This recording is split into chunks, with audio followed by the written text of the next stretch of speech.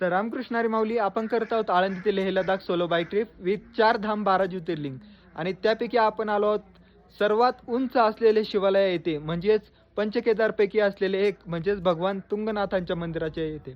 आणि भगवान तुंगनाथांचं मंदिर हे समुद्र सपाटीपासून जवळपास 4000 मीटर उंच या इतक्या उंचीवर आहे. भगवान तुंगनाथाचं मंदिर हे पंचकेदारपैकी एक आहे. ज्याप्रमाणे भगवान केदारनाथ, भगवान तुंगनाथ, भगवान रुद्रनाथ, भगवान कल्पेश्वर आणि भगवान मदमहेश्वर हे पंचकेदारपैकी असलेलं हे तुंगनाथाचं मंदिर. आपल्यालाही पंचकेदार करायचं होतं, परंतु ज्यावेळी आपण ओखी मठामध्ये होतो तेथे ओंकारेश्वराचं दर्शन घेतल्याच्या नंतर आपल्याला तिथं विचारपूस केल्याच्या नंतर त्यांनी तसं सांगितलं की इथून मदमहेश्वर 40 किलोमीटर आहे आणि इथून फक्त 10 किलोमीटर पुढे गाडी जाते, उरलेले 30-32 किलोमीटर आपल्याला पायी जावं लागणार.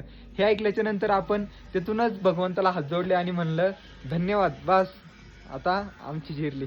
कालच उतरताना काही वाटलं नाही, पण सकाळी उठल्याच्या नंतर डावा पाय थोडासा त्याच्यामध्ये जे गुडघ्यामध्ये थोडंसं पेन होते, म्हणून आपण काय तिकडे जाण्याचा निर्णय घेतला नाही. तर आपण पंचकेदार करणार होतो, पण हसो काय हरकत नाही. यावेळी नाही तर पुढच्या वेळी का होईना भगवंत आपल्याला नक्कीच बोलवतील. आणि आपण आता इथून मंदिरामधून आता पुढे निघणार आहोत आपण भगवान बद्रीनाथांच्या दर्शनासाठी.